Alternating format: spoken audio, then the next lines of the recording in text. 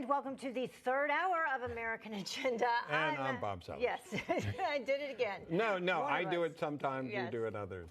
Well, I'm Heather and he's Bob, so we appreciate you joining us. And also we have our family of co-hosts, former Gunnery Sergeant of the U.S. Marine Corps and former Advisory Board member for Women for Trump, Jessie Jane Duff. And joining us eventually will be Virginia Attorney General and former U.S. Attorney Special Assistant Chuck Smith. But we also right now have a member for Project 21 and former Trump appointee Derrick, Hollie. Welcome to everyone. All right. Facebook's Oversight Board announcing this morning the 45th President of the United States, Donald Trump, is still banned from one of the world's most popular social media platforms. This coming as Mr. Trump officially reveals his own platform of sorts yesterday. It's called From the Desk of Donald J. Trump. Take a look at what they did put out. Him and those who supported him in the Senate to the trash heap of history. Twitter permanently banning the commander-in-chief's personal account with 88 million followers.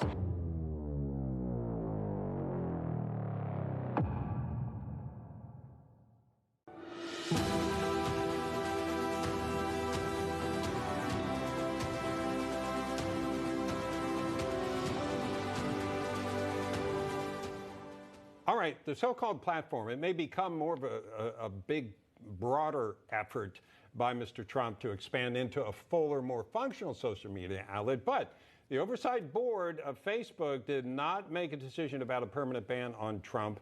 They left that to Mark Zuckerberg, who's going to win that social media battle.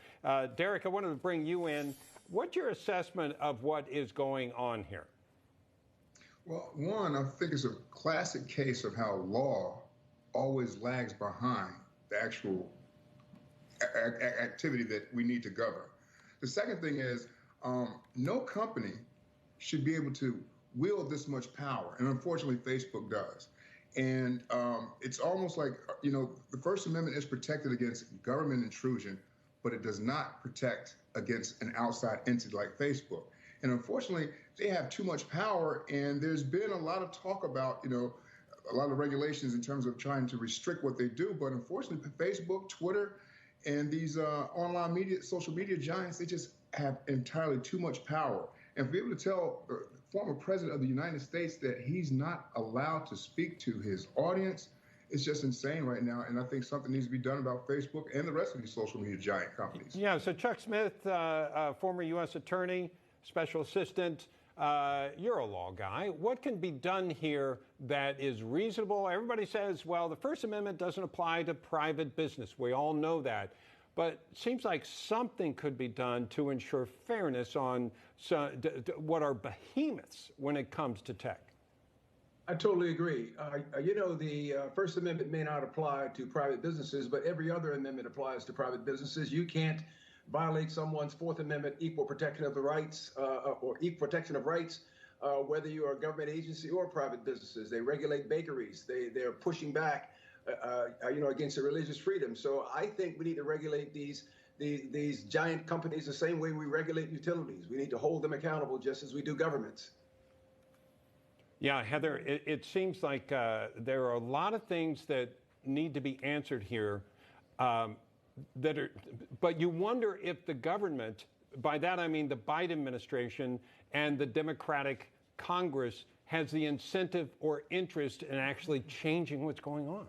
I don't think they have the incentive or the interest right now because their interests are not being censored. But as I had said earlier, you know, right now it happens to be conservative voices that are being censored, but it could change on a dime. Yes. And next week it could be liberals and Democrats who are being censored. So I think it's a very, very important conversation to have, and that something needs to be done about it, especially when you have the former president of the United States not having an avenue to really get his message out. Now, Twitter and Facebook, Instagram, WhatsApp. Well, I don't forecast it will ever be liberals because this is right up their alley, and they're the ones that are enabling all of these companies. What's so tragic about this is when we did have a majority in the Senate, that we were never able to make some modifications to the Section 230, which allows them the right to not be liable for any speech issues. But yet they're trying to fall under the publisher category where they are limiting free speech because they're acting as if they are liable.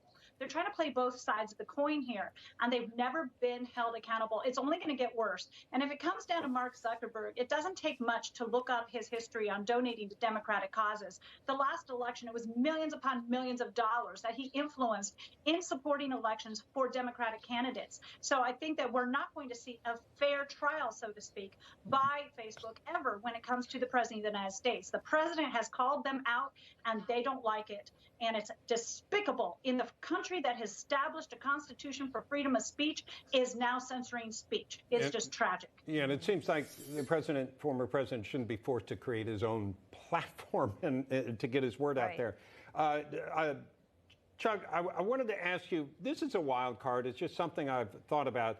In the financial industry, there's a quiet period before earnings are announced that heads of companies can't really talk about anything. They don't want to influence the stock price. Is there any possibility there could be like a quiet period, 30 days or 60 days leading up to an election? In media, they will not take advertising for the candidates. And I mean, looking at Democrat, because their concern appears to be that the wrong messages are getting out there. Is that any kind of solution here? Could anything like that actually happen? Well, I agree with the last guest. I'm not sure this new woke Democrat is going to be receptive to anything that diminishes this quote unquote new power that they have. I think there was a time when we could have done things as Republicans when we had control.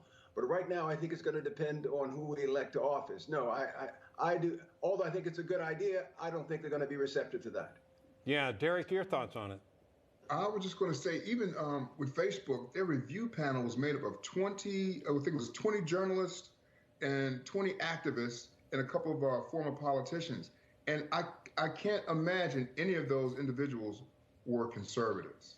So as long as the boards are set up that way, I don't think we're going to ever see any kind of end to this, what these social media giants are doing. Heather, doesn't sound like it. Yeah, no, 95% were anti-Trump, verbally so, publicly, and then 3/4 of them were non-U.S. citizens.